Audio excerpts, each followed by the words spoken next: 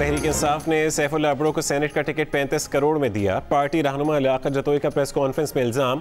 वज़ीर आज़म के मुआविन खुसूसी शहबाज गिल ने कहा कि लियाकत जतोई अपने दावे का सबूत ना दे सके तो उनके खिलाफ सख्त कार्रवाई होगी। सैफुल्लाह अबड़ो ने वकील के जरिए लियाकत जतोई को कानूनी नोटिस भेज दिया।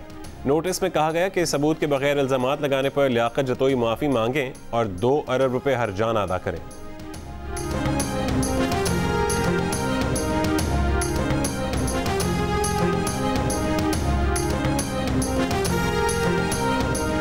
उसके बाद जल्दी आप और हमारी मुलाकात होगी। हाई कोर्ट में डिफेमेशन में केस करूंगा आप पे और आपको बताऊंगा कि मैं मिडिल क्लास का आदमी हूं। आपने जो बेहुदा इल्जाम लगाए हैं तो ये आपको साबित करना पड़ेगा।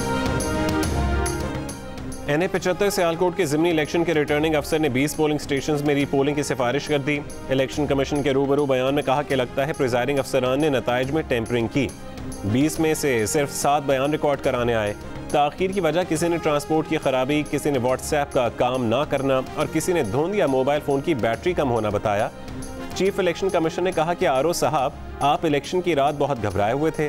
रुकन इलेक्शन कमीशन अल्ताफ इब्राहिम ने कहा कि आरओ साहब, लगता है कि आप अपने पहले बयान से हट रहे हैं। मुस्लिम लीग नून के वकील ने पूरे हल्के में इलेक्शन करवाने की इस्तदा कर दी।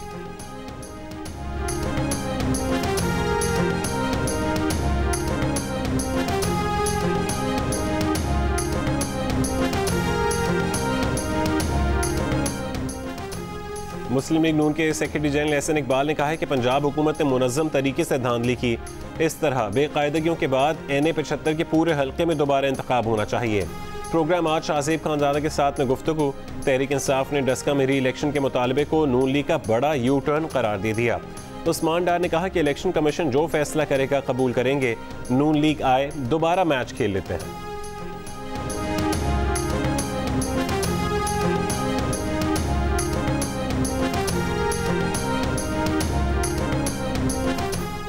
Free and fair election network FAFEN ने सिफारिश की है कि ज़िमनी इंतखाबात के दौरान शफाफ इंतखाबात की राह में हायल सरकारी अफसरों को सख्त सजाएं दी जाएं और जुर्माने किए जाएं।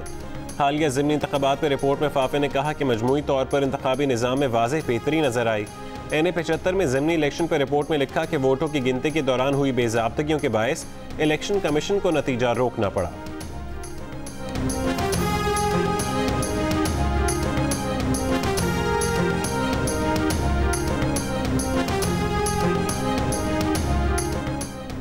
डस्का में ज़िमनी इलेक्शन के दौरान इंतखाबी ज़ाब्ता अखलाक की खिलाफ वर्जी।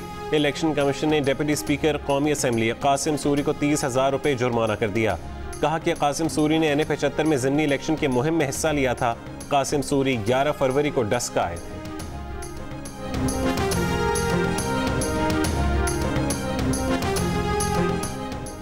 स्कूलों में बच्चों को जिस्मानी सज़ा के खिलाफ कौमी असम्बली में बिल मंजूर। बच्चों पर तमाम किस्म के तालीमी इदारों और काम करने वाली जगहों पर तशद्दुद की ममानियत होगी। बच्चों को थप्पड़ मारना, चाबुक, छड़ी, जूते, लकड़ी या चमचे से पिटाई करना तशद्दुद है। ठुड्डा मारना, झंझोड़ना, दांतों से काटना, बालों से पकड़ना, कान खींचना, बच्चों को तकलीफदेह हालतों में रखना, उबलता पानी डालना भी तशद्दुद है। बच्चों से हतकामेज़ रवैया, इहानत, बदनाम करना, धमकाना और खौफज़दा करना काबिल सज़ा है। बच्चों पर तशद्दुद करने वाले को मुलाजमत में तनज़्ज़ुली, मुअत्तली, बर्खास्त और जबरी रिटायर किया जाएगा। ऐसा शख्स मुस्तकबिल में किसी मुलाजमत का अहल तसव्वुर नहीं होगा। बिल का इत्तलाक वफाकी दारुल हुकूमत में होगा।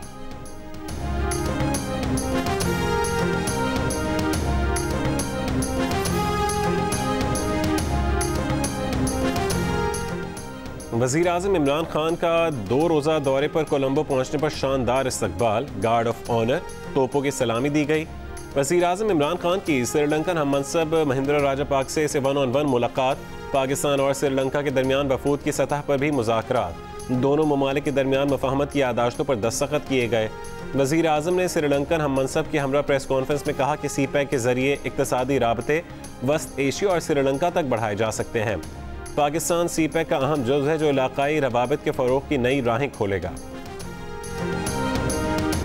सुप्रीम कोर्ट में सेनेट इंतखाबात ओपन बैलेट से कराने से मुतालिक सदारती रेफरेंस पर समाअत आज फिर होगी। अटॉर्नी जनरल ने कहा है कि बुध को केस मुकम्मल ना किया गया तो 3 मार्च को इलेक्शन कमीशन इंतखाबात नहीं करा सकेगा। चीफ जस्टिस ने रिमार्क्स दिए कि वक्त को मद्देनजर रखते हुए रेफरेंस पर कार्रवाई मुकम्मल करनी है। सुप्रीम कोर्ट ने पीपल्स पार्टी पार्लियामेंटेरियन, मुस्लिम लीग नून और बार काउंसिल्स को आज आधे घंटे में दलाइल मुकम्मल करने का वक्त दे दिया।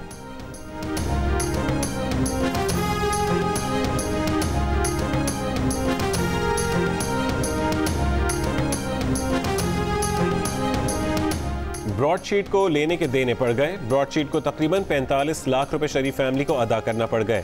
ब्रॉडशीट के वकला ने रकम अदायगी और शरीफ फैमिली के वकला ने रकम वसूली की तस्दीक कर दी।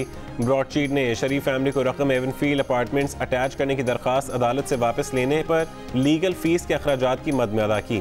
क्वीन काउंसिल के मुताबिक ब्रॉडशीट ने शरीफ फैमिली को 20,000 पाउंड अदा किए।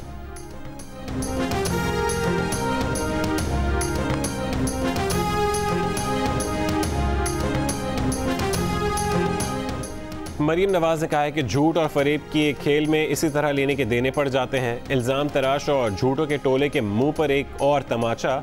मुशीर दाखिला और एहतसाब बैरिस्टर शहजाद अकबर कहते हैं कि ब्रॉडशीट ने एवनफील्ड अपार्टमेंट्स अपने पैसे की अदायगी के लिए जब्त करवाने की कोशिश की। ब्रॉडशीट वाले अपनी इस कोशिश में हार गए। कानून के मुताबिक ब्रॉडशीट को वकला का खर्च देना पड़ा। उससे आपके गुनाह, जराइम और कैलिब्री फॉन्ट वाली बोंगियां नहीं धुलेंगी।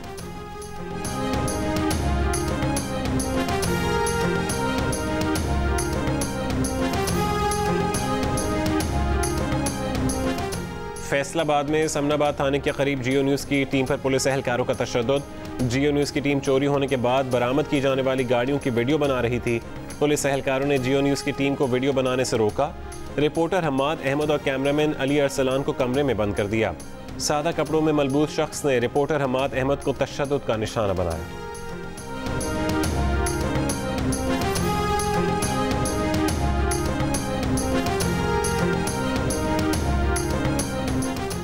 पाकिस्तान भर में एक ही दिन रोज़ा और एक ही दिन ईद कराने के लिए रुयत हिलाल कमेटी के नए चेयरमैन मौलाना अब्दुल खबीर सरगर्म हो गए। पेशावर में मुफ्ती शहाबुद्दीन को यकीन दिलाया कि पेशावर से आने वाली शहादतों को कबूल किया जाएगा।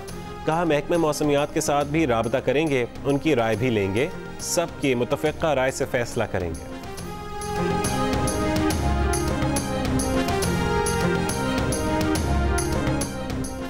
और पेशावर ज़ल्मी ने PSL 6 का सबसे बड़ा हदफ 194 रन 4 विकेट पर हासिल कर लिया। मुल्तान सुल्तान्स के खिलाफ इमाम उल हक, कामरान अकमल और कोहलर कैडमोर ने मैच बनाया। हैदर अली ने शानदार अंदाज में ज़ल्मी को फातेह बना दिया।